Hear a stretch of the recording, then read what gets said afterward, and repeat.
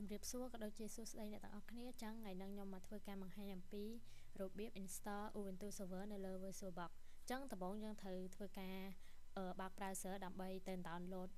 VirtualBox សិនចឹងខ្ញុំធ្វើការចូល browser ដោយ search VirtualBox ចឹងអានេះគឺជា link របស់ VirtualBox ហ្នឹងចាំខ្ញុំដាក់នៅក្នុងខាងក្រោម description នៃវីដេអូនេះឲ្យចឹងយើងធ្វើការចុចមកហើយយើងយកពាក្យថា download រួចហើយអានេះគឺជាសម្រាប់អ្នកប្រើ Windows អ្នកប្រើ Mac OS អីចឹងសម្រាប់ខ្ញុំគឺប្រើ Windows ចឹងខ្ញុំសូមធ្វើការចុចទៅលើ Windows រួចហើយចាំវា download នៅកន្លែងនេះចឹងដោយសាររបស់ខ្ញុំមានហើយចឹងខ្ញុំសូមថ្លែងបើអ្នកទាំងអស់គ្នាអត់ទាន់មានទេអ្នកទាំងអស់គ្នាសូមធ្វើការចុច down មកដោយសារតែខ្ញុំមានហើយបន្តមកទៀតសម្រាប់អ្នកដែលអត់ទាន់មាន Ubuntu server file image របស់វាទេអ្នកទាំងអស់គ្នាអាចចូលទៅ download ឲ្យហើយដែរមកចឹងអ្នកទាំងអស់គ្នា search Ubuntu download នេះមកវានឹងនេះ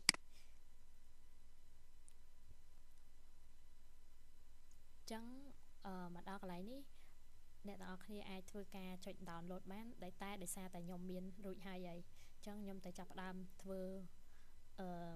ទៅលើ VirtualBox នឹងយកបងដោយសារខ្ញុំមាន file image រួចរាល់ហើយចឹងនេះគឺជា file ដែលខ្ញុំបាន install download ហ្នឹងចឹងខ្ញុំធ្វើការចុចទៅលើ VirtualBox ដើម្បី set up វាចឹងអ្នកនរគ្នាសូមធ្វើការចុចយកពាក្យថា yes មកសូមរងចាំវាមក plate ចឹងអ្នកនរគ្នាធ្វើការចុច next កន្លែងនេះយើងចុច accept មកដើម្បីបន្តទៅមុខទៀតកន្លែងនេះគឺជា default ទីតាំងរបស់វាអញ្ចឹងខ្ញុំអត់ត្រូវការដូរអីទេអញ្ចឹងខ្ញុំធ្វើការចុច next តមកយើងចុច yes មក yes ទៀតកន្លែងនេះយើងធ្វើការចុច next មករួចហើយយើង install វាហើយតមកយើងរងចាំវាមក plate មកដើម្បីឲ្យវា install អញ្ចឹងណាចឹងខ្ញុំសូមធ្វើការstop មក plate សិនដើម្បីឲ្យវា install អូខេឥឡូវវាបាន install រួចរាល់ហើយចឹងយើងចុចពាក្យថា finish មកបន្តមកយើងរងចាំវា plate ទៀតវានឹង load ចូល VirtualBox ហ្នឹងហើយអូខេយើងសូមព្រិចវាឲ្យធំមកបន្តមកយើងធ្វើការអានេះ information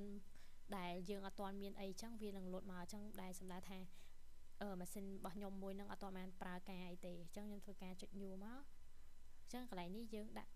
VM name ចឹងអាកន្លែង VM name ហ្នឹងគឺជាកន្លែងដែលយើងសម្រាប់ដាក់ឈ្មោះសម្គាល់របស់ virtual machine របស់យើងហ្នឹងចឹងខ្ញុំធ្វើការដាក់ឈ្មោះរបស់ខ្ញុំមក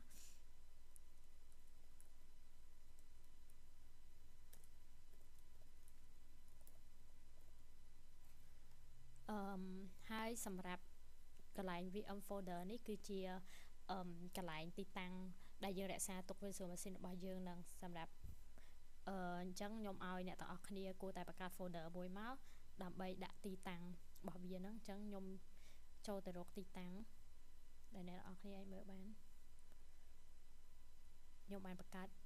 folder រួចរាល់ហើយអញ្ចឹងនេះអញ្ចឹងខ្ញុំជ្រើសរើសយកទីតាំងនេះដែលខ្ញុំរក្សាទុកនៅក្នុង drive D ហើយសម្រាប់ ISO image នេះយើង select ទៅរក file image របស់ Ubuntu server របស់យើងហ្នឹងចឹងខ្ញុំសូមធ្វើការទៅរកវាសិនចឹងនេះចឹងអានេះគឺជា file របស់ Ubuntu server ដែលខ្ញុំបាន download មុនហ្នឹងចឹងយើង open មកហើយបន្តមកកន្លែងនេះអ្នកនរគ្នាដោះគ្រាដើម្បី set up នៅកន្លែងផ្សេងនោះចឹងរួចហើយយើងចុច next មកកន្លែងនេះគឺជាកន្លែងដែលយើងកំណត់ទៅលើ memory CPU ហើយនិងទំហំ HDD របស់យើងអញ្ចឹងកន្លែងនេះខ្ញុំធ្វើការដាក់ចំនួន 4G អាហ្នឹងវាស៊ីសងទៅលើកុំព្យូទ័ររបស់អ្នកនរគ្នាដែរ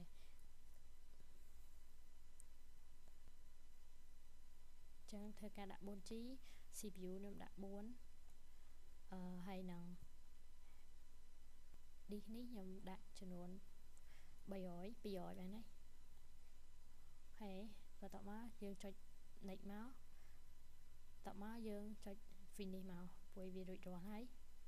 អូខេអញ្ចឹងអានេះគឺជា information ដែលយើងបាន set up មិញហ្នឹងអញ្ចឹងយើងធ្វើការចុចទៅលើ Ubuntu ឈ្មោះ server របស់យើងនេះមកតមកយើងធ្វើការចុច start ហើយបន្តមកវាទាមទារឲ្យអ្នកទាំងអស់គ្នារងចាំវាមក plate សិនដើម្បីឲ្យវាដើរពេញ ចឹងខ្ញុំធ្វើការ stop វីដេអូប៉ុណ្ណឹងមួយ plate សិនដើម្បីឲ្យវាចាំវាសិនចឹង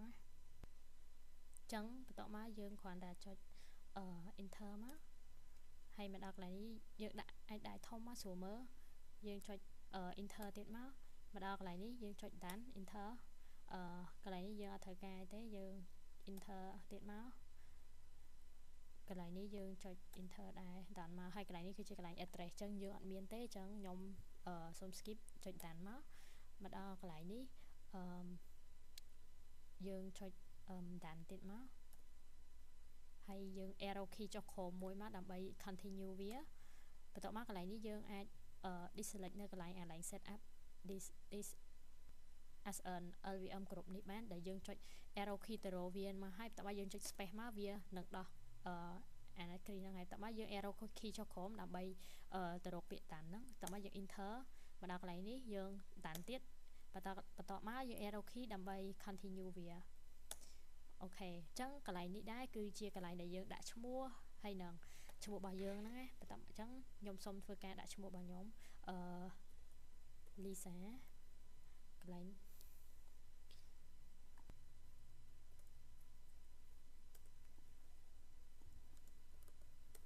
ចឹងកន្លែងហ្នឹងដែរវាប្រកាន់អក្សរអ្នកទាំងអស់គ្នាអញ្ចឹងយើងធ្វើការដាក់អក្សរទូចមក Ubuntu ហើយ server name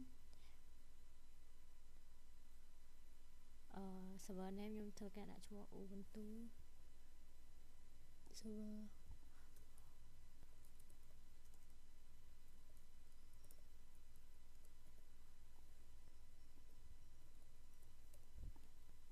កន្លែង pick user name នេះខ្ញុំធ្វើដាក់ឈ្មោះខ្ញុំដែរ Lisa ហើយកន្លែង password នេះអ្នកទាំងអស់គ្នាទៀមទាឲ្យធ្វើការដាក់ចឹងកន្លែង confirm password នេះយើងដាក់ save password ឲ្យដូចដដែលមកបន្ទាប់មកយើង arrow key ទៅរកពាក្យ done អូខេបន្ទាប់មកយើង continue បន្ទាប់មកយើងចុច done មកដល់កន្លែងនេះយើងចុចarrow key រហូតមកដល់កន្លែង done ចឹងហើយបន្ទាប់មកយើង enter មកចឹងកន្លែងនេះយើងធ្វើការចាំវាមក plate សិនអូខេបន្ទាប់ពីយើងចាំវាមកស្ទុះបានហើយអញ្ចឹងវាមកដល់កន្លែងនេះវាមានន័យថាវាបញ្ជាក់ប្រាប់យើងថាការ install របស់យើងហ្នឹងគឺដល់ទីបញ្ចប់ហើយបានជោគជ័យហើយដូច្នេះយើងគ្រាន់តែរំកិល arrow key មករកកន្លែងreboot now នេះមកហើយតោះមកយើង enter មកហើយបន្ទាប់មកយើងធ្វើការចាំវាមក plate អូខេអញ្ចឹងពេលវាចេញ file បែបនេះពណ៌ក្រហមបែបនេះយើងមិនភ័យទេមិនព្រួយបារម្ភពីវាទេដោយសារតែអាហ្នឹងវាគ្រាន់តែវាតម្រូវឲ្យយើងនឹង remove នៅ installation file អីចឹងទេអញ្ចឹងយើងមិនភ័យទេយើងគ្រាន់តែចុច enter ទៅបានហើយអញ្ចឹងវាធ្វើការបើកយើងចាំវាមក plate សិនមក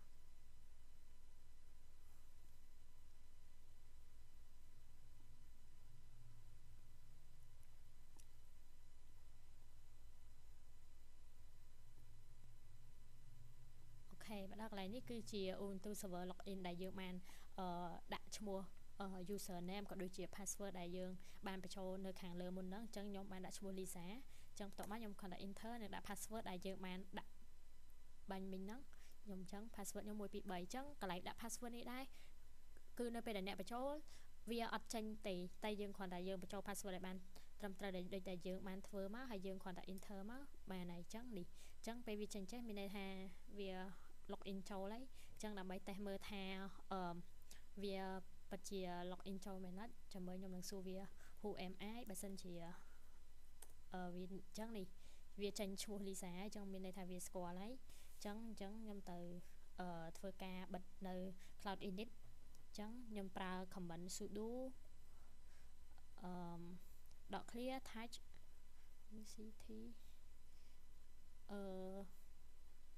t o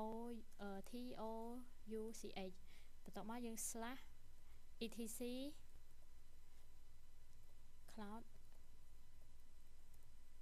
cloud init អញ្ចឹងអ្នកទាំងអស់គ្នាធ្វើការ comment តាមអ្វីដែលខ្ញុំទៅសេហ្នឹងមក cloud init .disable អូខេបន្ទាប់មកយើង enter មកអូខេកន្លែងនេះវាទាមទារយើងដាក់ password ដែលយើងបានset មិញហ្នឹងអញ្ចឹងខ្ញុំដាក់ password ដែលខ្ញុំបាននេះដាក់បាញ់មិញហ្នឹង អានេះវាដូចគ្នាកន្លែង password ហ្នឹងវាអត់ចេញមកទេតែយើងគ្រាន់តែបញ្ចូលឲ្យបានត្រឹមត្រូវយើង enter មកអឺផេចឹងអានេះប្រហែលជាខ្ញុំសេខុសអីមួយហើយចឹងខ្ញុំធ្វើការទៅសេម្ដងទៀតសិន sudo dot clear slash etc slash cloud dot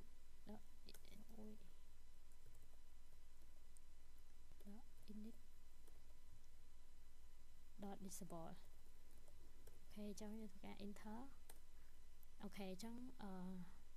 ចាំមើលខ្ញុំដើម្បីប្រកាសថាវាមាន folder ហ្នឹងអត់ខ្ញុំសូមធ្វើការប្រើ command ls dot clear slash etc cloud enter អូខេចឹងអានេះពេលដែលវាចេញចេះចឹងមានន័យថាការ create folder របស់យើងហ្នឹងគឺបានជោគជ័យហើយចូលមកដល់ command ទី2របស់យើងគឺ cat slash etc slash cloud cloud slash cloud init dot disable អូខេតោះមកយើងធ្វើការ enter មកចឹងនៅពេលដែលវាចេញចេះមានន័យថាវាចូលហើយចឹងយើងអាច update ប្រើ command update ក៏ upgrade បានហើយចឹងយើងធ្វើការប្រើ command sudo ដើម្បី update sudo apt update ហើយតោះមកអ្នកទាំងអស់គ្នាគ្រាន់តែចុច enter មកបានហើយអូខេចឹងកន្លែងនេះយើងធ្វើការចាំវាមួយ plate សិនអូខេចឹងបន្ទាប់ពីយើងប្រើ command update ហើយយើងចូលមកដល់ command upgrade ម្ដងចឹងអាពីរ command ហ្នឹងវាខុសគ្នាអ្នកនរគ្នាចឹង sudo upgrade ហើយអ្នកនរគ្នាកុំភ្លេចដាក់ដក y ហងតោះមកយើងenter មកប្រហែលជាខ្ញុំវាចេញ command not found ប្រហែលជាខ្ញុំសេខុសអីមួយខ្ញុំសូមធ្វើការទៅសេម្ដងទៀត sudo apt upgrade ដក y អូខេនេះវាចេញហើយapt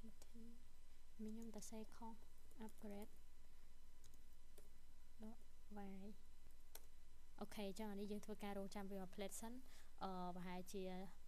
រៀងចាំវារៀងយូរតិចដែរអូខេមកដល់កន្លែងនេះគឺយើងគ្រាន់តែចុច tab ទៅរកអូខេហើយយើង enter មកដល់កន្លែងនេះយើងគ្រាន់តែប្រើ command sudo shutdown ដើម្បីបិទវាដោយសារខ្ញុំបានធ្វើវារួចរាល់ហើយ sudo shutdown now អូខេតើមកអ្នកនរគ្នា enter មកអូខេអញ្ចឹងកន្លែងនេះយើងធ្វើការរងចាំវា plate សិនអូខេអញ្ចឹងកន្លែងនេះវា load power up ហើយអញ្ចឹងវីដេអូយើងមានតែប៉ុណ្្នឹងទេអរគុណលោកគ្រូជម្រាបលាអ្នកទាំងអស់គ្នាជួបគ្នានៅវីដេអូក្រោយ